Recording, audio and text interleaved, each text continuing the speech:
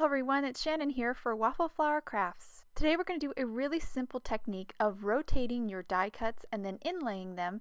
This is a really fun and easy technique that I usually combine with ink blended panels, but today we're going to use some of Waffle Flower's new pattern papers. For today's cards, I'm going to be using the Big Dots combo. This comes with the Big Dots die in the back and the Big Dots sentiment stamp set in the front. I'll also be using this gorgeous JJ Rainbows paper pad. Comes with 12 different designs, 3 sheets of each design. I've already pulled out a couple sheets here, and as you can see, the dimensions are very unique. They're 8.5 by 5.5.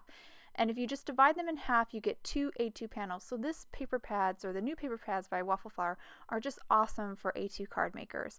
Another thing is this rainbow pad works really well with several panel dies from Waffle Flower, including this Big Dots die. As you can see here, if I line it up, it centers over those stripes and you get kind of a half-tone look for the circles.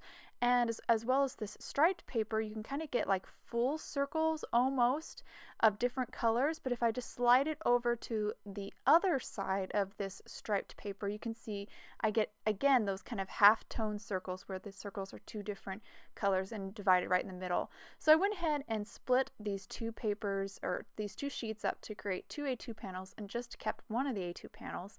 And I'm now going to die cut that with the Big Dots die.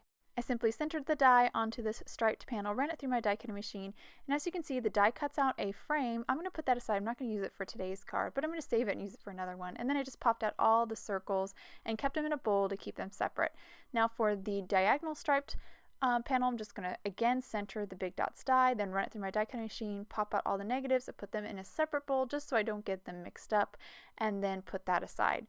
Now I'm ready to kind of assemble a little bit here. I'm going to start by organizing all my dots, and there's basically 5 rows of dots, and that's how I have them organized. The first thing I'm going to do is add some liquid glue to the back side of this panel, and then I'm going to adhere it onto an A2 top folding card base made from 110-pound white cardstock. I'm just going to center it here, keeping that little border of white, and then once I get that kind of stuck down and the glue set a little bit, then I'm going to move on to inlaying. So I'm going to add some liquid glue into the openings of the die, and then I'm going to grab my die cuts here. I'm going to grab the circles that correspond with the row, and I am going to rotate them around. So now that kind of maroon side is on the pink half, and I just repeated that process for all the dots, and this just has a fun kind of different look. It's just a great way to kind of play with patterns and stretch this kind of rainbow paper a little bit more just to get some more looks out of it. So here is the diagonal stripes one. This one I organized the big dots in kind of diagonal rows, and you can see me, I'm kind of pointing them out here. There are basically 9 diagonal rows. I went ahead and added some liquid glue to the back side of the panel, stuck it down into our card base, and now I'm going to start inlaying. Again, I'm going to rotate these die cuts, so now that the purple half is over on the blue side, and I'm just going to repeat this process for the whole panel, just similarly to how I did the horizontal striped panel. And here are my 2 finished panels. Now I'm going to move on to stamping my sentiment. This is the Big Dots sentiment stamp set. I love this set because it fits perfectly in that space left open from the die. I went ahead and centered a sentiment from that stamp set, applied some anti-static powder, and now I'm stamping it in Versamark ink. I'm going to pour on some white embossing powder and just clean up here wherever that embossing powder kind of stuck to little places where I had a little bit of adhesive still.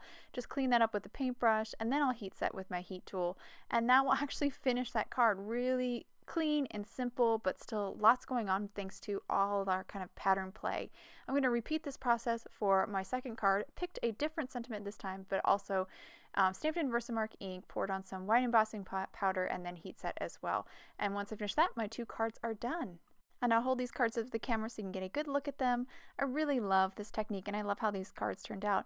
And for these cards, I just flipped them basically 180, but you could try out different combos. You could, instead of going like for the horizontal card, you could flip them so that the die cuts are kind of vertical, and just try out different patterns and play around. There's really a lot you can do with this technique. I hope you guys enjoyed today's cards and video. If you'd like any more information on the products I use, please head over to Waffle Flower, and you can follow us on YouTube, Instagram, and Facebook for more creative ideas. Thanks for watching. Have a wonderful day.